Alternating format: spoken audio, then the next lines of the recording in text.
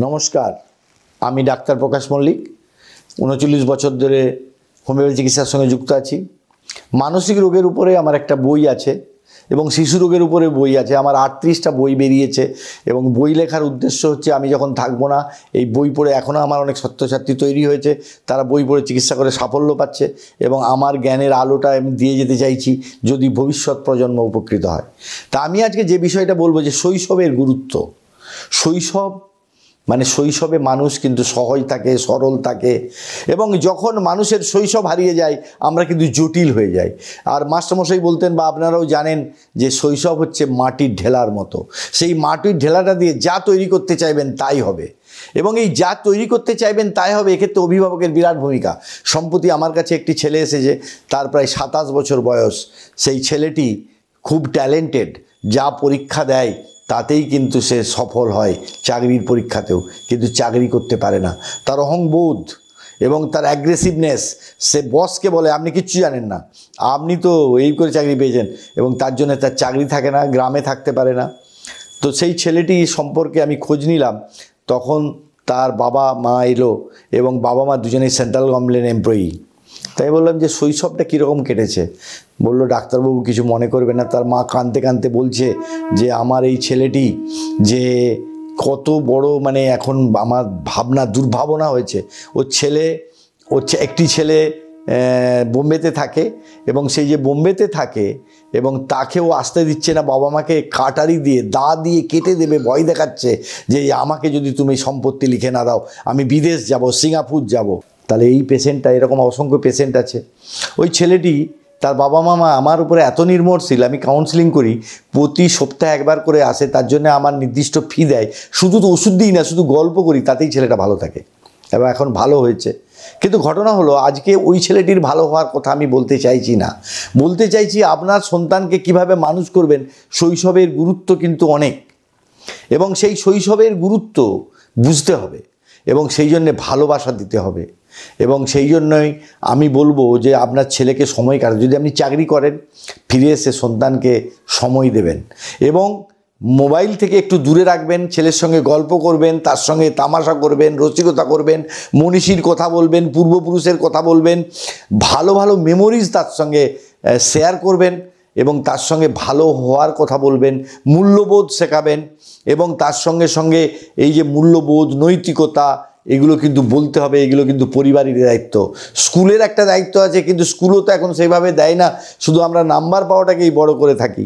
এবং অনেক সময় আমরা যখন কাকেও পরামর্শ দিই, আমি আজকেই একটা ভিডিও দেখছিলাম যে একজন শিক্ষাবিদ বলছেন যে তোমরা বই পড়ো, তখন অনেক হেডমাস্টার মশাই তাকে বলেছে যে এইসব বই পড়লে পড়ার ক্ষতি হবে, অর্থাৎ নাম্বার পাওয়ার ক্ষতি হবে। কিন্তু তা নয়, বাইরের বই, বাইরের জগৎ আপনাকে মহান করে তোলে। যেমন আমরা যখন কোনো ধর্ম প্রতিষ্ঠানে যাই, আমি বাড়িতে পুজো করতে পারি, কোনো সার্বজনীন যখন উৎসবে আমরা যাই, সেখানে আমি নিজেকে খুঁজে পাই, নিজের মধ্যে আনন্দ হয়, আমার নিজের আত্মাকে অনেক মহান করে দেখতে পাই।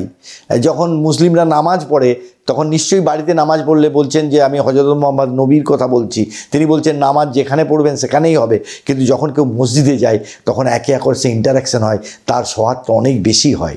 তা সেরকম সন্তানকে ছাড়তে হবে এবং বাজারে ছাড়তে হবে, মূল্যবোধ বুঝতে হবে, সমাজকে বুঝতে হবে, খারাপ ভালো ডিস্টেন্স বোঝাতে হবে এবং তাকে স্বাবলম্বী করে তুলতে হবে। সেই জন্য বাড়ির কাজ করাতে হবে। আমার ছেলে থাক দুধে ভাতে, তাকে কোনো কাজ করব না এবং তাকে সবসময় ভালো ভালো খাবার খাওয়াবো। সমস্ত রকম খাবার খাওয়ানোর প্রবণতা, প্রয়োজনে রান্না করা, হেল্প করা, আনাজ কাটা, এগুলোও কিন্তু করতে হবে। আমি একজন চিকিৎসক হয়ে বলতে চাইছি এই কারণে, আজকে এমন এমন মানুষ আসছে যার মধ্যে তার ধৈর্য কম, তার সহনশীলতা কম, এবং এইগুলো যদি তৈরি হয় তাহলে সমাজ তো ভালো। এবং ওষুধ খেতে ভুলে যায় এবং কাকুর শ্রদ্ধা করে না, কিভাবে কথা বলতে হয়। এবং না হলে কিন্তু ছেলেটি শৈশব থেকেই কিন্তু একটি মানুষ, যে মর্নিং শোজ দ্য ডে, শৈশবই কিন্তু একটি মানুষকে তৈরি করে।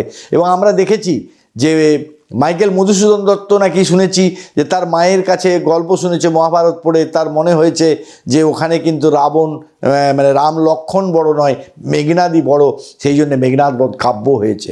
তাই বুঝতে পারছেন একটা শৈশব। এবং আমরা শুনেছি যে আমার যেহেতু বীরসিংহ গ্রামে জন্ম, বিদ্যাসাগরের এক প্রতিবেশী আত্মীয়া তার বোন হতে পারে, এবং তিনি বিধবা বিবাহের যন্ত্রণা দেখেছিলেন, পরবর্তীকালে বিধবা বিবাহের মতো একটা গভীর জটিল সমাজের দুরারোগ্য রোগকে তিনি নিরসন করেছিলেন। তাই শৈশবের মানুষের চিন্তা, আজকের স্বপ্ন ভবিষ্যতের যে মহান হয়ে ওঠে, এবং যে মানুষ বড় হয়েছে তার কিন্তু স্বপ্নটাকে ওই শৈশবেই তার রচনা করা হয়। তাই শৈশব, তার গঠনমূলকতা এবং তার নৈতিকতা, তার মূল্যবোধ, এগুলো তৈরি করার দায়িত্ব আপনাদের। এবং আমি একজন চিকিৎসকের কথা বলছি কেন না, হোমিওপ্যাথির জনক হ্যানিম্যান তিনিই বলেছিলেন যে একজন মানুষ সত্যিকারের মানুষ না হতে পারলে তাহলে কিন্তু সুস্থ হতে পারে না। আমি তাকে জিজ্ঞেস করা হয়েছিল রোগ কেন হয়, তিনি বলছেন unnecessary cravings for the unnecessary create the disease. এবং আমাদের রবীন্দ্রনাথও বলছেন আরও আরও আরও এমনি করে তুমি আমায় মারো। তাহলে বুঝতে পারছেন রোগের মূল কারণ। তাই আমাদের ভালো থাকা, আমাদের ভালো বোঝা, নিজের সিদ্ধান্ত গ্রহণ করার ক্ষমতা পরিবারের উপরে নির্ভরশীল, অভিভাবকের উপরে নির্ভরশীল। তাই শৈশব গঠন খুব গুরুত্বপূর্ণ, সেটা সমাজ জীবনে, তার ব্যক্তিগত জীবনে এবং স্বাস্থ্য কামনার ক্ষেত্রেও এটি কিন্তু বিরাট গুরুত্বপূর্ণ। এবং আমি সম্প্রতি একটি পেশেন্ট পেয়েছি, সেই পেশেন্টটির যে দুজনেই খুব হাইলি ডক্টর, এলোপ্যাথিক ডক্টর, এবং তার ছেলে একটা আমাদের সল্টলেকের একটা বড় ইংলিশ মিডিয়াম স্কুলে পড়ে, এবং সে সেক্স করতে চাই। একটা দু ভাই, তারা 9-10-এ পড়ে। তো ওই ছেলে দুটি এসছে আমার কাছে, তার মা আমার কাছে নিয়ে এসছে, একজন ডাক্তার, তার বাবাও একজন বড় হাইলি কোয়ালিফাইড ডক্টর, এবং তারা ব্যাঙ্গালোরে গিয়েও এর কোনো সুরাহা পায় না, আমার একজন পেশেন্টের মাধ্যমে খোঁজ পেয়ে এসছে। এবং সেই ছেলেটি, তাদের বাড়িতে দুটো পায়রা ছিল, মেয়ে আর পুরুষ, তাকে মেরে ফেলেছে। তার দিদার সঙ্গে সে সেক্স করতে চাইছে, এবং তার বাড়ির কাজের মেয়েকে জড়িয়ে ধরছে, কাজের মেয়েকেও থাকছে না। তার মাকে বলছে you are a female, I am male, I am a man, you are a women, তো why do not act sex. তার মা তো অবাক হয়েছে, মা বলছে কেঁদে কেঁদে যে স্যার, আমার ছেলেকে একদিন আমার যৌনাঙ্গ দেখানোর পরে তবে সে শুয়েছে, ঘুমিয়েছে। এবং সেই পেশেন্টকে আমি পেয়েছি, কাউন্সিলিং করার সময় জানলাম যে ওদের ওরা যে স্কুলে পড়ে, তাদের সব সিনিয়ররা, তারা ওখানে কোয়েড স্কুল, এবং সেখানে তারা বাথরুমে গিয়ে জড়িয়ে ধরে, এই সবগুলো দেখে তারা অনুপ্রাণিত হয়েছে। এবং তাতেও আমি হোমিওপ্যাথি ওষুধ দিয়ে তাকে 100% ভালো করেছি, তার রেজাল্ট ভালো করেছে। তার মা আমার কাছে হাইলি অবলাইজড, তিনি একজন ডাক্তার, তার বাবা একজন ডাক্তার, তিনি মেন্টাল ডাক্তারকে দেখিয়েছেন, সে পেশেন্ট ভালো আছে। তা আমি যে কথাটা বলতে চাইছি, শৈশব কত গুরুত্বপূর্ণ, সেই তার কোনটা ভালো ব্যাড টাচ, কোনটা গুড টাচ, এগুলো বোঝানো, এবং প্রত্যেকটি যৌন অঙ্গ সম্পর্কে জ্ঞান দান এবং যৌন স্বাস্থ্য সম্পর্কে জ্ঞান দান, সব মিলিয়েই কিন্তু একটি শৈশব রচনা হবে।